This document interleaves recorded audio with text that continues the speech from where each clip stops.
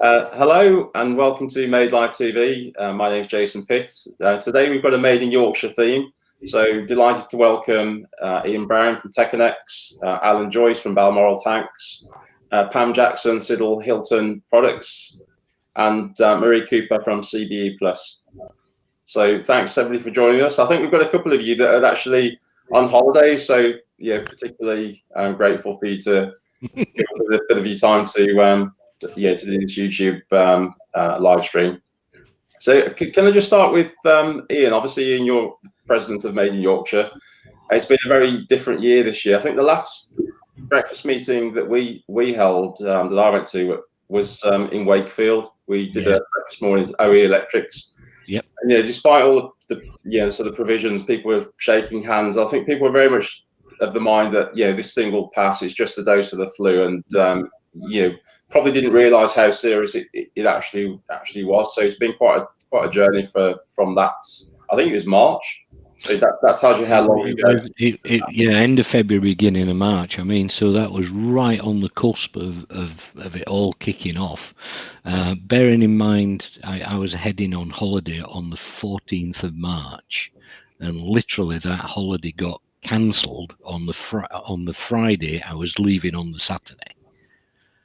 So that's how quick it came down. And 2 weeks later, basically, we got most people either from JRS furlough or working from home within 2 weeks of that happening. So that was how quick shutters started to come down across Europe and into the UK.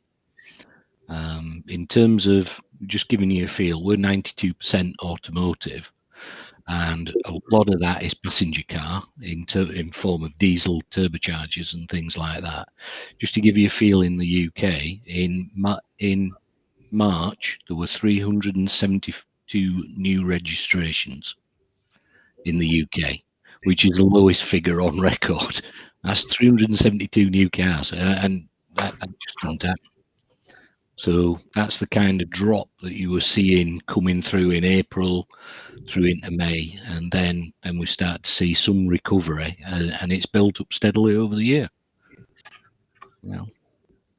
And how about you, Alan? How has it affected your business? What's 2020 been like? Because you started the year with this huge investment. How did that continue? Yeah, I suppose like most things, the investment is longer term, but I was summing up what Ian just said there. It'd be the same for us. We're not overly exposed. We don't do a lot in automotive. Where we sell products is quite wide ranging, but we are quite big in construction. So it all kicked off with the construction, I'll say, confusion between UK government, Scottish government, Welsh Assembly. Some sites were open, some sites were not. Some people didn't know how to deal with it. There was a COVID risk assessment put in place by the Construction Leadership Council, which all of a sudden became everybody was cutting and pasting and putting onto their own letterhead. And so it was a bit chaotic at the start of the year, but it's quite interesting sitting here in December, because you almost become a little bit numb to what's actually happened. It just keeps changing, and the issues keep appearing. So yeah, we're probably, if I looked at purely numbers, probably around about 50% less than what we were this period last year. But fairly optimistic about 21. We have a lot of good stuff going on. In the last few weeks alone in December, we've actually been quite successful picking up some good orders outside of the EU, as far as South Korea and Mauritius. So that's brilliant. That's the best way to look forward on continually beat myself up and looking back. We can't change the past, but it's been, I'm sure it's a well-used phrase, an interesting year. But it'll be a great business school subject, wouldn't it? COVID year. Yeah. Definitely. Well, you've got some interesting philosophies on business, and I know you shared that with a lot of members during those mastermind sessions. It was really useful, and I'm sure that will have, no doubt been a kind of a real factor in you guys getting through this with minimal damage, I suppose. Yeah, and we are quite our group is really strong. We've had a good year so far from a group perspective. We are a private company, single shareholder business, so we don't have a lot of issues with dividends disappearing out of the business. A lot of it is reinvested, whether it be tanks, the offshore business, or the property arm of the group. So we're fortunate to be in a good cash position that we don't really need or rely on the banks at all. But we'd like to see things returning to somewhat more buoyant levels. We're, let's say, optimistic next year. We're setting our budget around about 65% higher than we're predicting to exit this year. So we're expecting a lot better things next year. Similar question to you, Pam. Obviously, the company, I think it was a management buyout, wasn't it, towards the end of 2009? That's right. August 19, the senior management team bought out a 50% shareholder.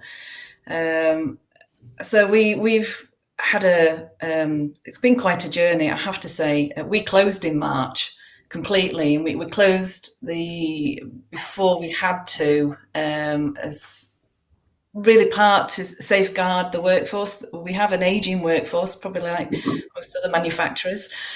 So we made the decision to close, and we closed for a month. Turnover-wise, we've clawed a lot of it back to the extent that we've actually had a record-breaking December. I'm sure part of that is due to Brexit, and also because we're now faced with unprecedented price increases in our raw material. So we've put our prices up significantly in January. And again, that's given us more uncertainty going into next year. But from a trading point of view, we can't complain this year. We've been able to reinvest into the business, and we look forward to continuing that into next year.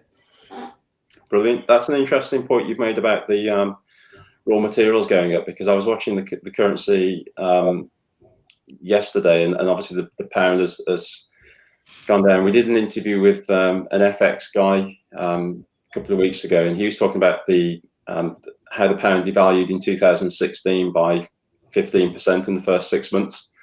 So that's very difficult to factor in if if you don't have the margins to start with to perhaps build that type of volatility into your pricing. So I think you've made a smart move to move early with the price increases. I think that's very smart, and obviously, hopefully, if the upside, I guess, of the pound devaluating for some people is that we can export cheaper, so that should be able to be offset, hopefully, providing we don't get these tariffs providing about another 10 of a factor. So there's a lot of uncertainty to play with, but I think the way that UK companies have handled this has been pretty impressive, and I've seen a lot of innovation, probably more innovation than I've ever seen in the membership, if I'm honest. So I think companies are rising to the challenge, and we're doing all of this in spite of this pandemic and government responses around the world. And I think it's really quite inspiring. I think when we get through this will be a private sector led recovery, and a lot of people have patted themselves on the back about this vaccine, but really this is the private sector that have developed this vaccine, and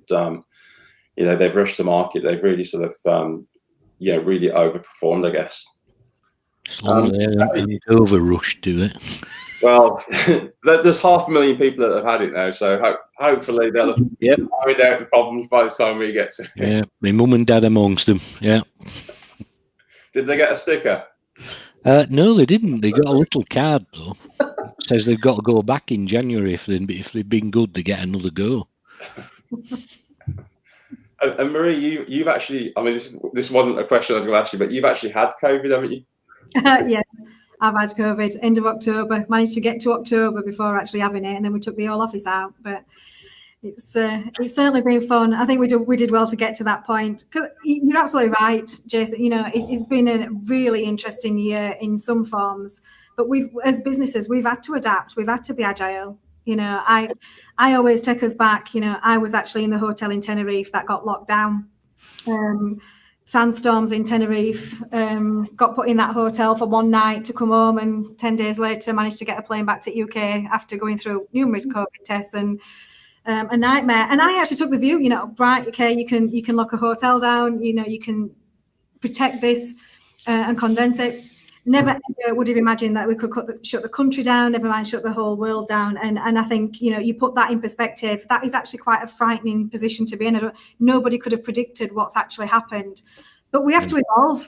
And, I always remember the conversation that Boris had back in March when we were looking at what we were going to do. And the only words I can actually say that I heard from that conversation was, if you can't work from home, you can continue to work. Well, these guys can't take these machines home, and we'd got an order book that needed fulfilling. And the only way I saw the business surviving was to continue in some form or another. Yeah. What that entailed, how that worked. We've just took day by day, because you can make all the best laid plans in the world, and then you come into work and they've all gone out at window, and you've got to do something totally different to get through the day. So it's been a massive learning curve for us. But it's the world is full of dangers, but it's full of opportunities as well. And you've just got to look for them. And fortunately, we've had a team that's been up for the challenge. So we've took every day. We did the ventilator challenge back in April, and we had the best probably months from an order intake point of view in March, April, and May, which was really quite surprising. And we didn't use furlough at all. November, when they reopened the scheme, is the first time we've used it, and that's when we started to see some of the orders start to move. We've not lost anything; everything's just delayed. Our growth market this year was going to be aerospace, and that's definitely a big factor in. Well, Rolls-Royce took a bit of a hit yesterday. Their shares went down. I think it was 10% at the peak. I don't know if it recovered, but it was down quite a bit. So it's been an incredibly tough year for Rolls-Royce. Yeah, I think one of the other things that we've learned, whilst you can't take the machines home, what has been amazing is that the officers can go home and can work from home, and it's still productive. Although it does give you some challenges, let's say, in management of making sure people are on task. But that, I think, has been one of the big eye openers, that can be done. Do you think there's an argument? This new strain, one thing that does concern me is if this is a lot more transmittable, that is there an argument to say that you just mentioned that it went through your workplace. Hypothetically, you've got a company, you've got, let's say, 200 employees, and the risk of that running through your organisation, if it's manufacturing business, you can't work from home, or food and drink type company. Is there an argument to sort of say, well, why not vaccinate the workforce as a priority group? And people like myself or Ian, if we can work from home, maybe we could be shielded and we don't need to take it as a priority group. But perhaps people on the work floor, they're working, they've got lots of connections, so they're perhaps mingling with hundreds of people. So they're the ones likely to spread it as well, aren't they? I mean, if you talk about the infection rate down, is there an argument to vaccinate the workforce? This is no chance of getting out of it, Jason. You're going to have it. Well, I would have it. I'd have it now if I could. But I'm just wondering about the logic of vaccinating. That they're following the path they do with flu. However, if this mutates, it could mutate to the point where you actually can't solve the problem.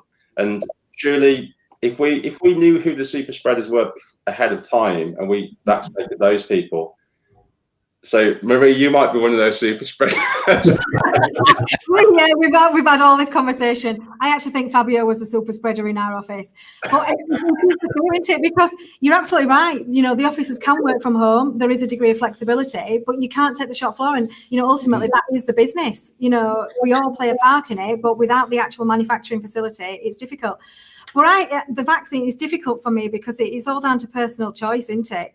The thing that we've witnessed is how everybody's handled this situation differently. Everybody's fears personally, from a health, wealth, and just general well-being perspective is different. And I think that's been the difficulty, is handling everybody's fears, I think, around the situation. Yeah.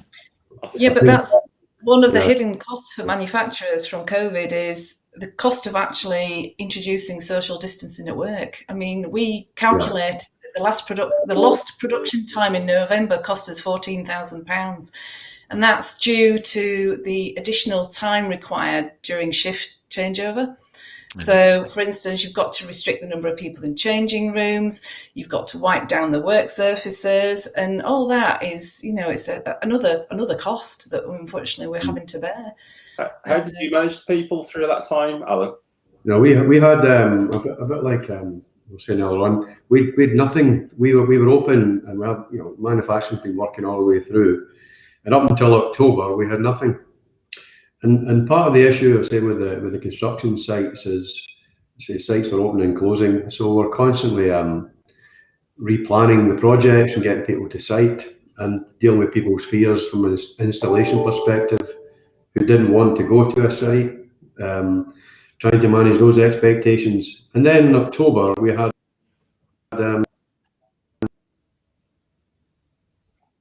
Oops. I think that's bandwidth. We might have lost you, Alan. So that's another big impact of the whole thing, is the fact that bandwidth is clearly an issue throughout the country. No. You're back? We can hear you. Yeah, What happened in October? We need to know. Yeah, it's just been a question of overnight we had to basically lose a couple of shifts and engage with Public Health England and Public Health Wales, which was an interesting discussion. Yeah. We had an interesting situation on the shifts, because what we ended up doing was actually putting shifts back in where we'd taken out, so that we could socially distance better. So you're moving people from one shift to another to get an even balance. We were very lucky in that quite a lot of the machines, as with Marie's machines, are more than 2 meters apart. Which is a big help. Yeah. Yeah. We just staggered when we just broke everything. So everybody started in 5-minute intervals. So we already had 2 shifts. So we just had people just wait, so that when they were clocking in, they were coming in and out at changing rooms, staggered canteen breaks. But I think most people were sensible. They protected themselves as well as each other. And I think that was the nice thing. People did work together to actually support what we needed to do. They were coming up with their own ideas to protect each other. We did actually introduce a sort of 15-minute mismatch in the start and finish times. Yeah. So that they weren't overlapping coming in and going out. Oops, one down. I didn't think it was that bad. Oh, you're back. Not sure what happened there. Ian, I think it's time to tell your Victorian story, because you talked about this at the Christmas party, and it was an interesting story, but I think it's really relevant. It's more relevant today than it was then. Which one was that, about the environmental aspect? The Victorians had it, and perhaps being grateful for what we've got. Well, yeah, I mean, Victorians had a lot of hardships that we don't have. We were talking about this, but they had some really serious diseases. And what they did was spend a lot of time getting the environment sorted out, in terms of putting drains in, things that we take for granted and things like that.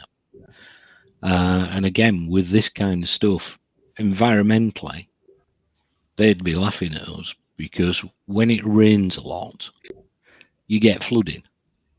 So Victorians knew this kind of stuff. So what they introduced was drainage and reservoirs. So if the water doesn't get down to the low-lying land, and then you drain it away, then you have control of it. Not only that, but if you use reservoirs, you actually have a lot of water supply, which you kind of need for other things. Like fresh water that's clean. So I'm sorry, I'm getting a bit sunshiny. I'm going to have to just tie that down. I know it's rare in the UK at this time of year, but it's a bit distracting when it's straight in your eyes. Did anybody see the I don't know what they called it. They called it the Star of Bethlehem, didn't they? Yeah, no, there were no chance of seeing that here. It was just grey. Cloud and rain last night. So Same here. It was cloudy. I was looking forward to it. It was very 2020 yesterday. Grey, miserable, dull, wet. It was the shortest day though, so we're on to the right side of the year now, aren't Yes, yes, it's improving from here. We trust. we? Yeah. Yeah. How about 2021 then? So 2022, I think companies have coped incredibly well. What are your hopes for 2021? What's your battle plans? Well, actually, 2020 is quite an interesting end because we're business is up. It's recovered quite a long way. In the UK, particularly, we seem to be slightly ahead of what our original plans were for this time of the year. We're seeing it come back quite strongly across from China and India and Mexico as well. So it's not just the UK, it is a wider perspective. That seems to have been maintained, let's say, October, November, December. December's quite a challenging month. January is fitting up quite nicely, and February's pretty full. Bearing in mind we've actually got more people in the business now than, let's say, we had this time last year, and quite a few of that is because we want some additional resource around in case we have a number of cases and it wipes out a couple of areas. Let's say takes them out for 14 days. We can't be doing with that. We've got to be able to have the flexibility to move people from one area to another and to have that capability to achieve what the customers requiring of us. Because at the end of the day, nothing's changed in that department, has it? Customers are still customers, and we've got them to serve. How about you, Alan? Yeah, pretty optimistic. As I said earlier, we start the year with a strong order book, and our budget expectations are 60-65% of what we think we're going to exit this year. So there will be some stuff we hope to see get sorted out, Brexit being one, but we do a lot of business outside of Europe as well, UK. So yeah, we are looking forward to going on with 21 and see where we go. Well, let's just hope it's an awful lot better than 2020's been. Well, we hope that Scotland won't push for that independence vote again. It'd be a shame. Oh, Jason, you're bringing the tone down a bit now. Stop that.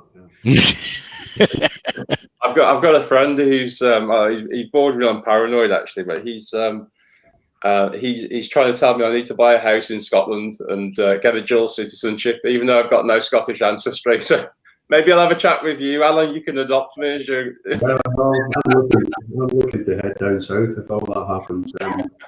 We have a lot of my family are pretty, shall we say, SNP voters. But I would say on the politics front, listen, in business, I think the more borders, the more trouble. So we don't need any more borders. We just need to learn to work effectively together and get on with it. Yeah. Well said. Yeah, absolutely. Collaboration. Yeah. It's either that or it's home rule for Yorkshire. You've gone at 2020 at 100 miles an hour. So what's the plans for 2021? Yes. You, Marie. Are you talking to me, Jay? Sorry, I'm miles away. We've 5 this year, so I think to Ian's point, was it going to be better or worse 2021? It's going to be different, that's for sure. But we're going through a transition as a business. I think COVID could have hit us at either the worst time or the best time. I think that answer is still debatable. But we want to collaborate. We're bringing the group together. We're working with some key strategic customers and now suppliers. So the key for us is to continue that journey, is developing and growing what we've started with CB Plus. And investing in one site. We've got a big move. We're getting everybody onto this site here and utilising the space we've got. So it's exciting times for us, but it doesn't mean they're not challenging. But we're up for the challenge and we want to face it and keep moving forward. We're hoping the aerospace sector will come back, but we've got a diverse market range. So we've opened opportunities in the medical sector this year. We've got the rail sector, we've got some automotive work. So diversifying our markets and portfolio is also critical. And I think that's what's helped us survive this year. So we need to maintain that. Who knows, if Elon Musk makes a breakthrough with his SpaceX rocket, we could be flying to Australia under the now. Yep. Yeah, and then having to isolate for 14 days. I sort of agree with you. It's been an interesting year, but there is an opportunity to kind of reset how people perceive manufacturing. And we did this made teacher survey that coincided with a free jobs board for members, and 70% of members are planning to recruit next year. And I think more than half of those people are going to recruit more than 4 times. So that there's a lot of buoyancy. And you talk about the aging demographic and the skill shortage. That has been a problem for the industry, and we've sort of temporarily fixed it with the migration. So from EU to the UK, I think almost everybody in the membership has got EU work in their shop floors. So that the impact of that, I think could hit us. However, I think what the pandemic has probably shown is how resilient manufacturing is in comparison to almost every other sector. So people realise now that you need a manufacturing base, you need food and drink, you need your agriculture, you need those foundation businesses and industries to create wealth and self-sufficiency for the UK. You can't realistically hope to be an independent nation and not have those things. So my hope is, and I think it's going to be borne out, is actually people might seek a career in engineering, manufacturing, perhaps being at the front of the queue, not necessarily at the back of the queue. It might be a reposition of how people value different types of jobs and careers, which obviously would in the long term be a boost for industry. I know that, Marie, you're doing a lot in that space, aren't you, with the Vulcan project and a few other things? Oh yeah, it's something that's I've always been passionate about. Been involved with WorkWise for nearly 10 years now. Getting skills for employment and particularly STEM and STEAM subjects, but it is key. It's about showcasing, and I think none of us actually understand what manufacturing is. You were to ask people, what do we manufacture? It's even surprised us. We're a subcontract machining company, but where our parts actually end up in the supply chain and how critical they are, I think is actually been more relevant this year. We've found out where a lot of our actual work goes, and I think you can put manufacturing into every single thing that happens in this in this world, in this place now. It plays a key part, and I think we have to showcase that more. We're too frightened as bullying ourselves up and actually saying what a part that people do play. We don't just do ventilator parts. We found out some of our parts in the supply industry go into the oxygen systems in hospitals. We didn't know that. Our guys just thought they were manufacturing parts. They didn't know what them parts were for. The impact of what we actually do is showcased all the way through. And we need to do more of it. The Vulcan project's absolutely exciting, from an engineering perspective and what we can do and showcase that. That is something that we really want to pick up in 2021. I'm quite excited about that. Yeah, I mean, we had a similar thing with the bellows, because we do the stainless steel bellows through bellows technology, and we had a couple of orders for those, for the Nightingales, for the oxygen systems, because of compensation that you need in that, and that was quite exciting to see that kind of thing going on. And there's been some really interesting orders come through on the bellows side. The clamps, we've had some interesting orders, I'll say, but a lot of it has been focused around the vehicle side of the business. The internal combustion engine is still with us and alive and well. What about you, Alan? Do you see more people choosing manufacturing as a career or engineering as a career going forward? Yeah, it's kind of interesting. We've been approached recently by a couple of the local schools to try and support them as best we can and organise some trips for the schools. And with one or two of the guys here join the school board to try and support and develop careers for the youngsters and give them a future. So yeah, absolutely. And from our perspective, you know, there's lots of good opportunities in manufacturing. We're a growing business. We export globally. We train, we develop people. You know, I think we can tick many boxes for young people to come and build a career in manufacturing. Yeah. I think every industry can, because it isn't just about manufacturing. Is that you don't have to be an engineer, you don't have to be a machinist. You know, the careers are vast in the company. You know, finance background.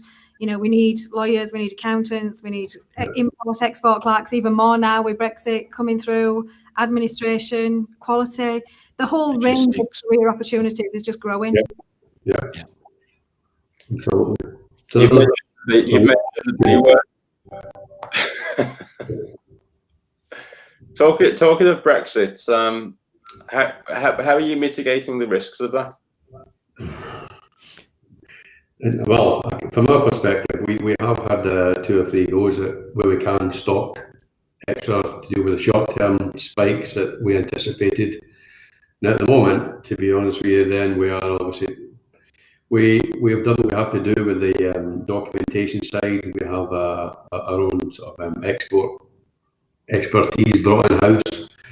But the reality of on the tariff front is we don't know. And if it goes to WTO scenarios, then in some particular markets in Europe, we will be uncompetitive, because there are some local manufacturers where the tariff and some of the products for us will make us uncompetitive.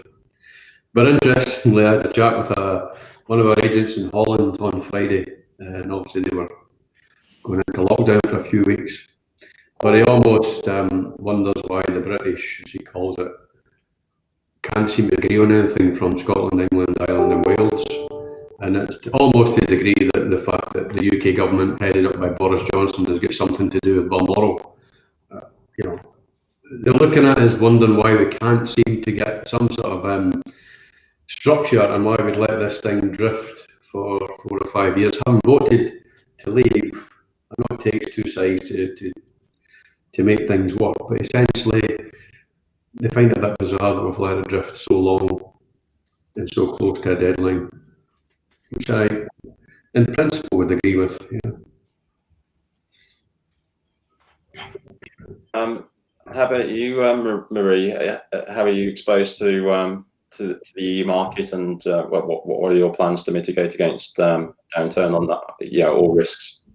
It's a difficult one for us because we're a service sector organisation, and we actually bring in customers' products from Europe, actually plate them or change designs, manufacture something different, and then send them back out again. So nothing is a permanent import at the moment for us. It's some of that is down to our supply chain, which they're managing, and we're working closely with them. But it's the actual administration impact of it. We're actually finding ourselves now needing to import customers' goods and pay duty on their cost to actually have it recovered in 2 weeks' time when we send it back out again. So the actual administration process on us at the moment is the challenge. We're working closely with the chamber and some transport companies to help us do that. And the customers are actually finding it really difficult as well. We're working together closely with them, but it's the administration bit. Something that was so simple and easy, you know, now in 2 weeks' time is actually going to be an absolute nightmare. And what about you, Ian? You talking about the global local strategy? Yeah. Because we started back in 2010 with the global local thing, and the first bit was serving our customers out in the Far East by joint venture in China. So we now supply quite a lot of the Japan, China, Korea exports out of that factory, and then followed our Mexico venture, which is serving North America, because we were shipping so much into North America at that time that basically we were under pressure from the companies for what they call NAFTA content, North American Free Trade Area. So Mexico made a lot of sense because a lot of the American companies are down there manufacturing in Mexico. And then for Europe, basically all of it was coming out of the UK. The UK factory was at a point where it was so full that literally we were struggling to get things in and out of the company because of the amount of stuff and work and shifts that we were running. So what we actually did was start a plant in Romania to serve that side of the EU. So in a way, we've a kind of natural hedge from the whole global strategy as well, because should we have trouble at any of the global sites, of course, you can actually pull from one of the other sites. And again, that's something we've been talking about with customers, because of course automotive customers are extremely risk averse. You cannot be shutting down a flow line over a £1.20, £2 part going into a turbocharger. So yeah, we've kind of got a natural hedge at this point in time. It's not been easy, but I guess had we known it was coming, I guess we couldn't have timed the introductions better. But we didn't know it were coming. I think we've just been pretty fortunate to have had that flexibility to be able to move things around the way we have done, and to be able to have more than just, say, the UK. That would have been pretty risky. And that's quite interesting. So that's actually offered you a load of protection, hasn't it? Yeah, because, we, as you would in any company, one department helps another get it done. And when you've got more than one site, then the other sites can help you to get things done. And again, we're trying to extend that so that we've more flexibility around the world and from sites. I mean, we're currently looking at the Bellows situation, that single site, and actually helping them out so that they're on our site as well. Well, I think we've got about 23% of our members actually either overseas owned, or they're subsidiary of an overseas company. Mm-hmm. So, I'm expecting it to be quite a powerful lobbying movement from European countries towards their governments to get some sort of resolution to the Brexit deal, because it really is in everybody's interests. And I think, sometimes people lose sight of history, don't they? And I don't know if you remember the origins of the EU, but originally it was the European Coal and it was an Economic Forum or Economic European Economic Area, the EEA.